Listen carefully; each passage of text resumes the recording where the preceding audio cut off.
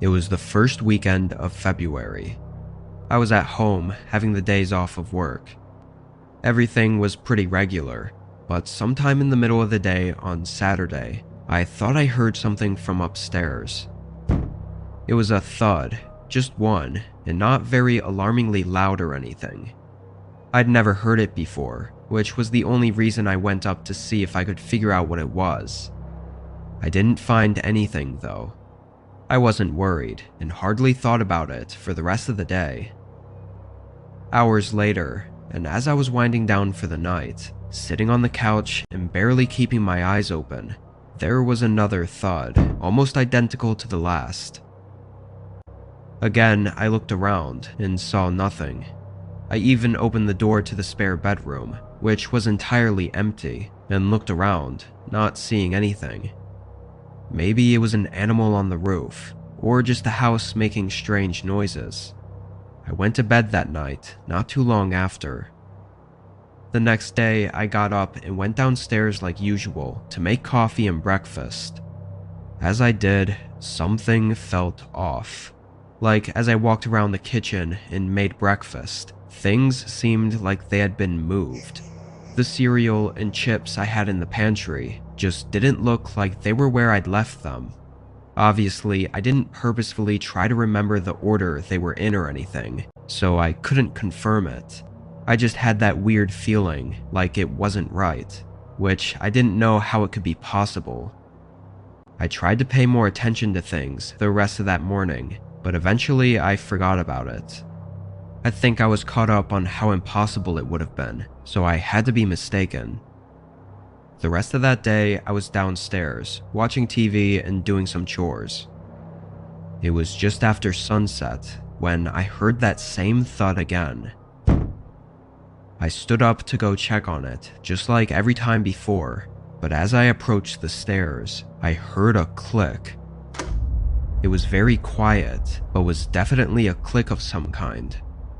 I went up to the top of the steps and listened for a second, then looked around my bedroom, finding nothing. Then I went over to the spare bedroom, figuring I might as well check again. I grabbed the handle and turned it, but it stopped halfway. It was locked from the other side. Blood rushed from my face and my heart stung from the sudden panic. I took a few weak steps away from the door, feeling like my legs were giving out, but I brought myself together when I heard movement behind the door approaching the other side.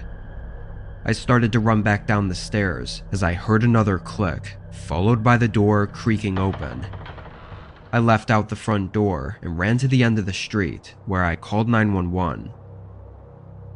When searching the home, they found no one, but in the spare bedroom closet, there were grocery bags and a blanket. Someone had been trying to live in there, at least for those 2 days, but probably even longer without me knowing. Likely they were coming out at night while I was sleeping to go downstairs and eat and drink and do whatever. It sends chills through me just thinking about it.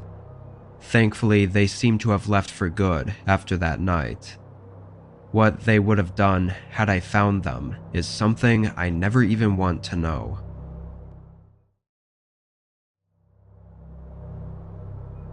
I was staying inside for the night. It was really cold outside, with a heavy snowstorm coming through our town. I had the TV playing my comfort show, and I was half asleep on the couch when I heard footsteps approaching outside my front door. Their boots were loud enough to get my attention and wake me up. I looked at the door, but they didn't knock.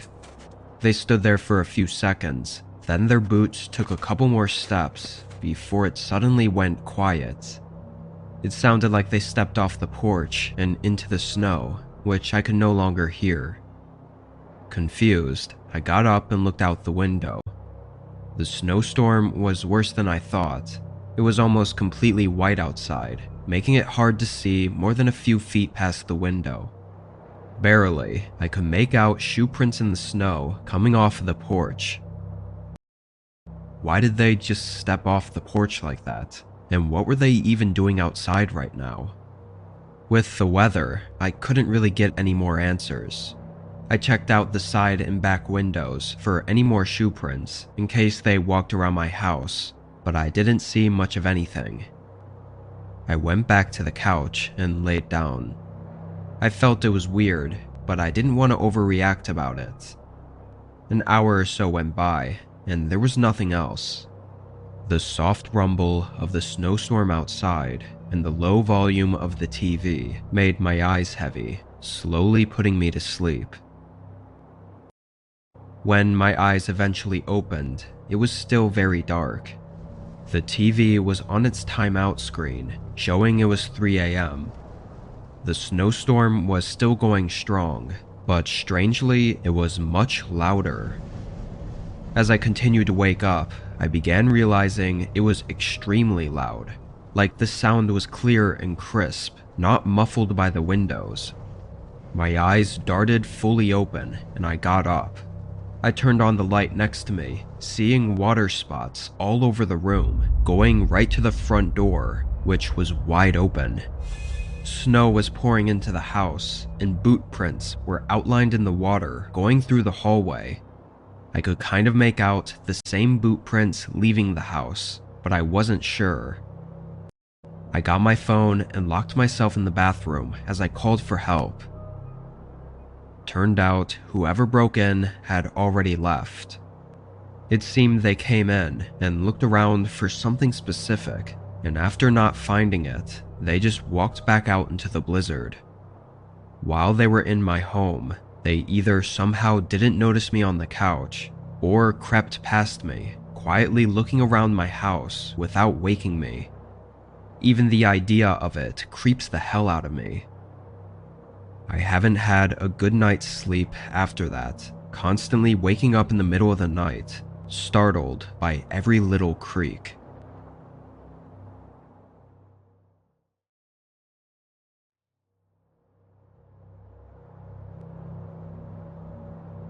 I worked at a gas station for 2 years, starting in 2015.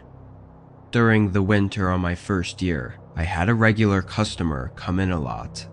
I worked night shifts, so whenever anyone came in more than once, I'd usually recognize them. This guy was a trucker who told me his name was Paul. He was a really nice guy, though he definitely had something different about him. He was always smiley, like too smiley and happy, especially for it being the middle of the night. Sometimes I actually found it creepy. Anyway, one night he came in and he was acting differently. He walked in and greeted me, but as he looked around the aisles, his face was dull and almost angry. He picked out an energy drink and came up to the counter, and his face suddenly changed back to that overly happy look. I could see dread in his eyes though, making his smile seem even more fake and almost disturbing in a way. He paid and walked out to his truck, then drove off. I'd almost forgotten about it until the next day when I saw his truck pull in again. It was pretty cold and snowy outside. When Paul came in, he had that same look as yesterday, except he didn't smile at all. He grabbed the first drink on the shelf and came up to the counter.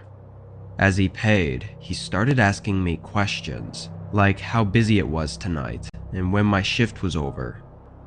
Then, before he left, he asked if I wouldn't mind helping him lift something in his truck. Having known him for so long now, I agreed, wanting to be helpful, and put on my jacket and followed him outside.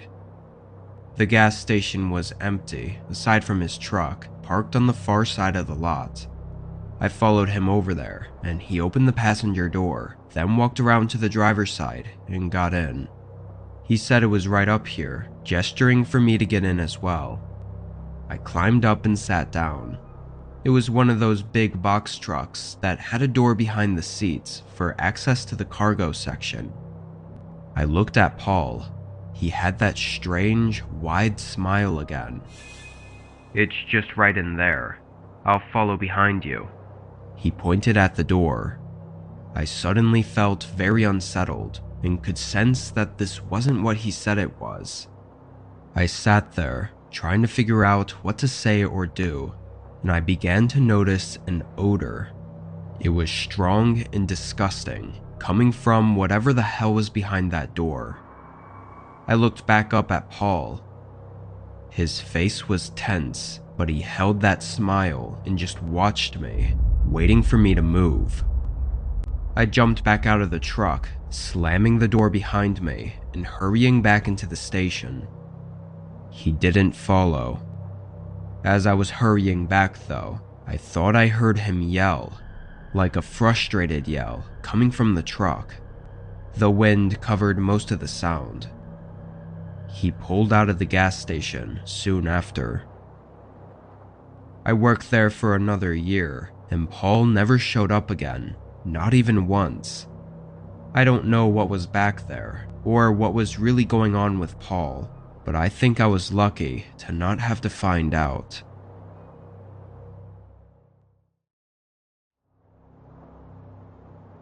It was just before Christmas. School was out, but my parents still worked during the day. I was an only child, which meant I had the whole house alone and could do whatever I wanted all day while they were gone. This was just another weekday, I think Tuesday, and my parents left for work at 9. I immediately fired up my PC in my bedroom and started gaming.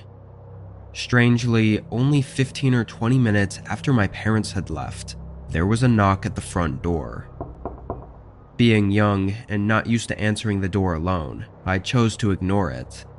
I tried not to make too much noise for the next little bit because I didn't want them to think anyone was home, hoping they would just leave. I didn't hear any more knocks, so I continued on with my day. I was playing video games for way too long, honestly, like 3 or 4 hours straight before I even got up from my desk to make some breakfast. I went downstairs and poured a bowl of cereal, then started walking back to bring it upstairs when I noticed the front door was unlocked. I thought that was weird because my parents always remembered to lock it and usually would leave through the garage anyway. I went over and slid the lock down, then went back up to my room. I think it was around 1 or 2 p.m. After finishing eating, I got right back to gaming. I had just reopened my game and loaded into a new match, so like only 3 minutes later, when I felt something shake my desk. I didn't hear anything, but I had my headset on, so it was unlikely I would have, unless it was really loud. It felt like a vibration though, which I'd usually only feel from my parents closing a door or something. I took my headset off and looked at the bedroom door, listening for what could have caused it. It was quiet. I got up and opened the door, then looked down the hallway toward the stairs, again listening for anything, and again not hearing anything. I was thinking it could have been the heater turning on, but I couldn't help but think how the door was unlocked earlier, and it just gave me an uneasy feeling. I walked over to the stairs, and just as I got to the top and looked down, I saw a shadow move near the bottom. I froze, and just a second later, the shadow stopped moving too, like they somehow saw me. My heart was pounding. I felt like I stood motionless for an entire minute before the shadow moved again. I could faintly hear footsteps walking toward the back of the house, and then the back door quietly open and close, and then silence. I ran to my parents' bedroom and called 911 with the home phone. Police came a few minutes later.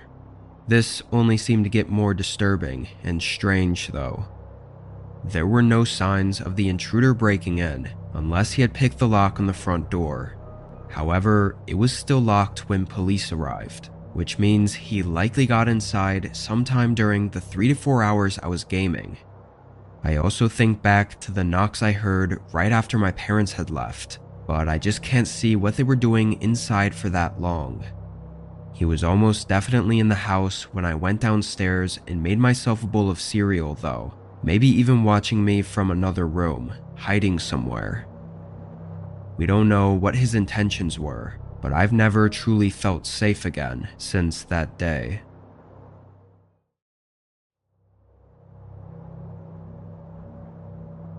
I was taking a road trip across the country to my family's house for Christmas. I know driving that long of distance during winter is probably not a great idea, but I couldn't find anyone to watch my dog Frankie, so I had to bring him with me. He's just a little wiener dog, and I thought he'd be terrified of flying, so I decided to drive. The first half of the trip down there went well without any issues. Great weather, easy driving, and no problems. On the morning of the second part of the drive, though, I woke up to heavy downfall of snow. I packed up quickly and tried to outrun the weather, but it seemed to only get worse.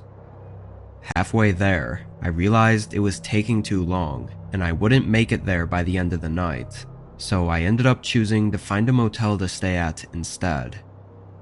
The road I was on was pretty empty.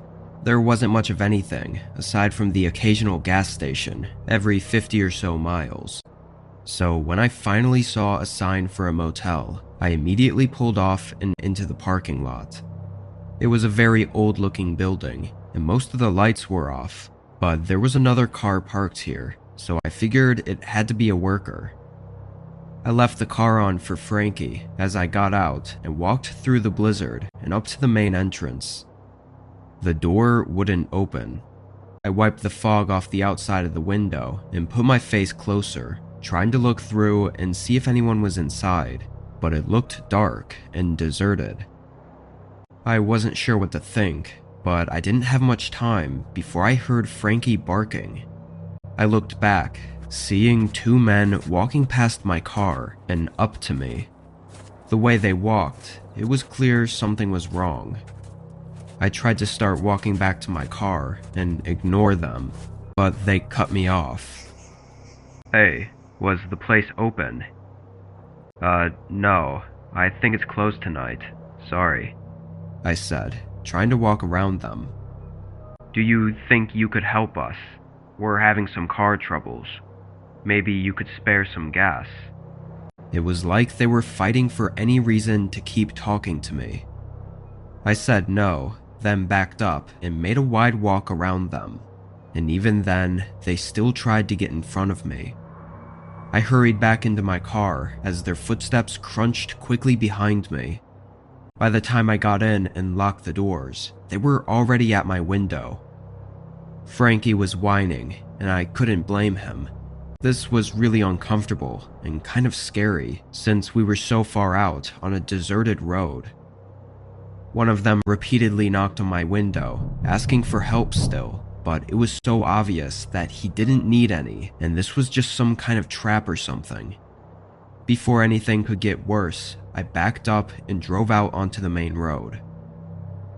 After giving it some thought, I ended up dialing 911 to report their strange behavior. I got a call back from an officer 20 minutes later, saying they weren't at the parking lot anymore, and neither was their car. If that doesn't scream guilty, I don't know what does. Their car clearly worked enough for them to leave, and they apparently left right after I did. More so than my slight interaction with the men, it's the thought of what they were potentially trying to do that horrifies me. If anything had happened out there, I probably never would have been found.